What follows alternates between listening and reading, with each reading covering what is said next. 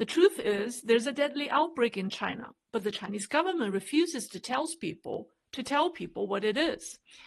After some research, I believe a deadly avian flu is contributing to China's massive deaths.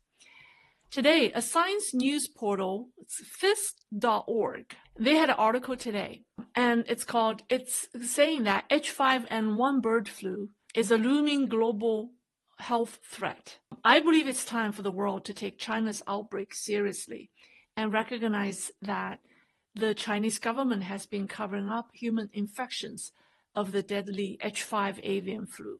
Well, there's, H1N1, various different types of avian flu, but the deadliest for humans is the H5N1.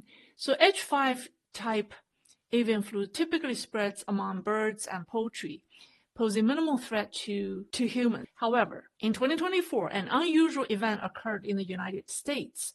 A new strain of H5N1 began spreading among dairy cows. Ordinarily, an H5N1 outbreak is accompanied by mass deaths of wild birds and poultry. However, this time, there was no such warning. Instead, the virus silently appeared in cattle and spread among them. However, the concern is growing now because the virus has spread to domestic animals like cats, as well as other mammals, even lions. So H5N1 is highly lethal to humans with a 50% fatality rate, meaning 1 in 2 infected individuals dies. The greatest concern is that if H5N1 mutates to spread easily among humans, it could trigger a global pandemic with an extremely high fatality rate. It means that a mass number of people will die. H5 type bird flu hit multiple Chinese provinces, including Shandong, Henan, Hebei in January, and has been spreading since.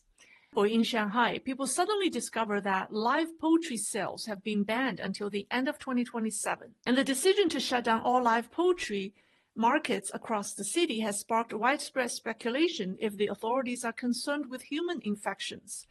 People are not just worried about the shortages of eggs and chicken, but rather the fear that the virus may mutate from infecting only animals to humans. And human infections have indeed broke out. Shanxi province became the epicenter where human infections skyrocketed. On February 11th, an employee from China's CDC privately confirmed that human H5N1 infections had been detected in Shanxi, but he refused to disclose the exact number of infections or deaths. However, in Thailand, a Thai health news source had reported the leaked details.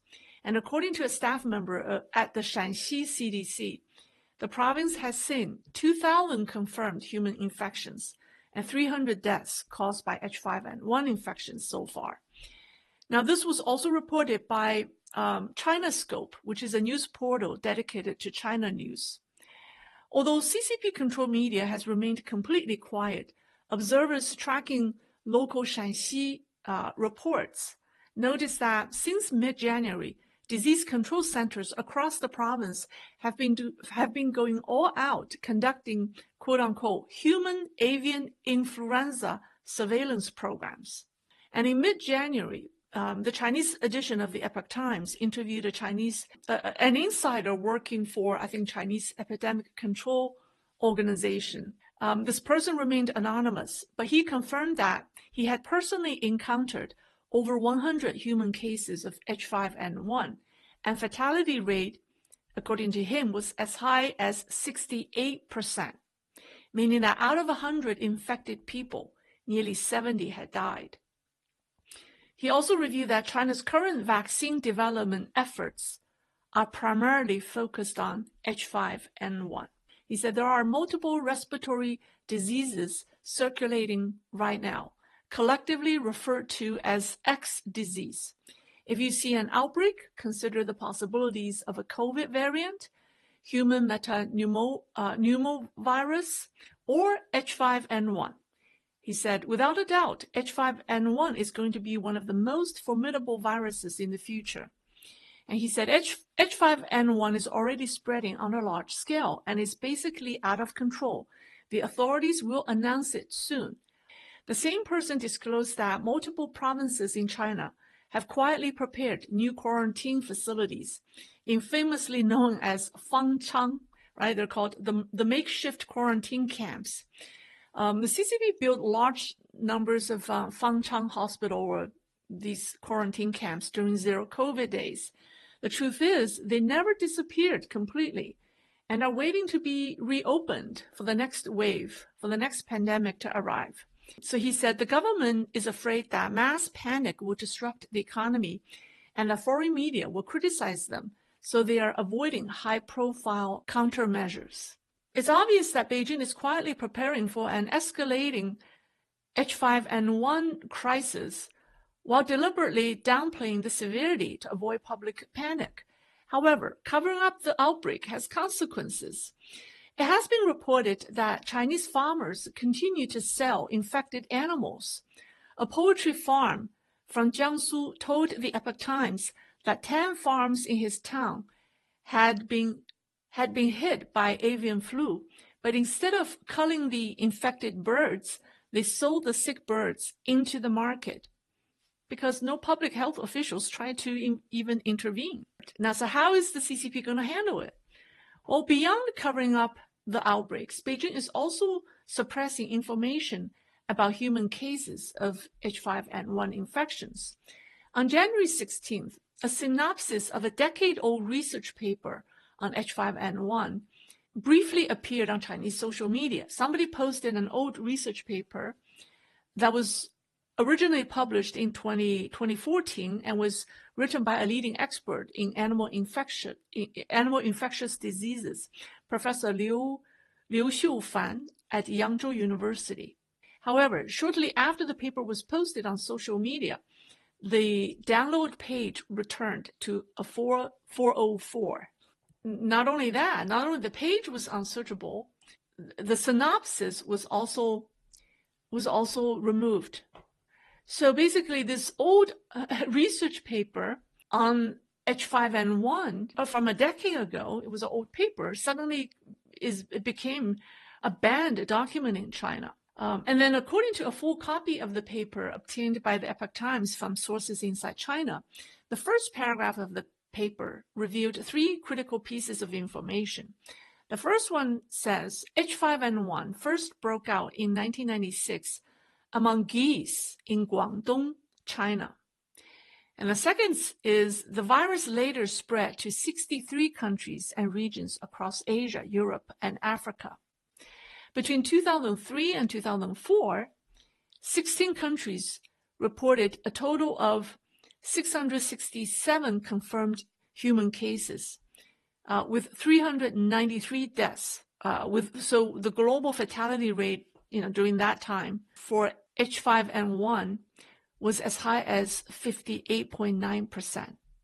So it's obvious that the paper was banned in China because it confirmed that H5N1 first broke out in China and spread to 63 countries. He also confirmed that it's seriously deadly. So the CCP doesn't want those pieces of information to be disclosed to the public. So the CCP not only builds quarantine camps, deletes research paper, it's also laying the groundwork to shift the blame.